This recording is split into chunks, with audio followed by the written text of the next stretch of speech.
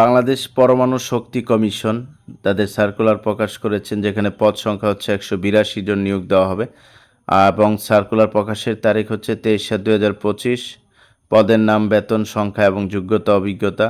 এক হচ্ছে sub assistant engineer civil, mechanical, electrical engineering 28 জন। SSC বা এসএসসি বা এইচএসসিতে ভালো ফলাফল সহ সিভিল, মেকানিক্যাল, ইলেকট্রিক্যাল ইঞ্জিনিয়ারিংয়ে প্রথম শ্রেণী ডিপ্লোমা থাকতে হবে। 2 হচ্ছে টেকনিশিয়ান 10 জন, এইচএসসি বিজ্ঞান বা 6 মাসের ট্রেড কোর্স সার্টিফিকেট সহ এসএসসি বিজ্ঞান। 3 হচ্ছে office assistant cum computer typist 13 জন, দ্বিতীয় শ্রেণী বা সমমানের সিজিপিএতে স্নাতক বা সমমানের ডিগ্রি থাকতে হবে, কম্পিউটার চালানোয় দক্ষ থাকতে হবে। 4 হচ্ছে স্টেনোগ্রাফার কাম কম্পিউটার অপারেটর 4 জন, দ্বিতীয় শ্রেণী বা সমমানের সিজিপিএতে স্নাতক বা সমমানের ডিগ্রি, লিপিতে ইংরেজিতে 80 এবং বাংলায় 50 শব্দের গতিসম্পন্ন computer, word processing, data entry এবং টাইপিং বাংলা ইংরেজি যথাক্রমে 25 এবং 30 শব্দের গতি থাকতে হবে। 5 হচ্ছে টেকনিশিয়ান 3 জন, এইচএসসি বিজ্ঞান বা 6 মাসের ট্রেড কোর্স সার্টিফিকেট সহ এসএসসিতে বিজ্ঞান থাকতে হবে।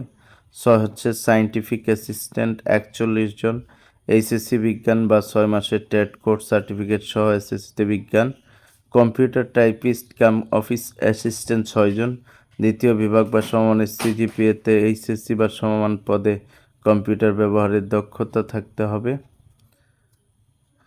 8 হচ্ছে কম্পিউটার টাইপিস্ট 19 জন, দ্বিতীয় বিভাগ বা সমমানের সিজিপিএতে এইচএসসি বা সমমান পাস, কম্পিউটার ব্যবহারের দক্ষতা, ওয়ার্ড প্রসেসিং, ডাটা এন্ট্রি ও টাইপিং বাংলা ইংরেজি যথাক্রমে 20 গতি থাকতে হবে।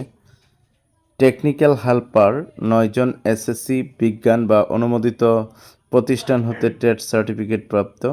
10 হচ্ছে জেনারেল অ্যাটেন্ডেন্ট 27 জন, 8ম শ্রেণী পাস হলেই হবে।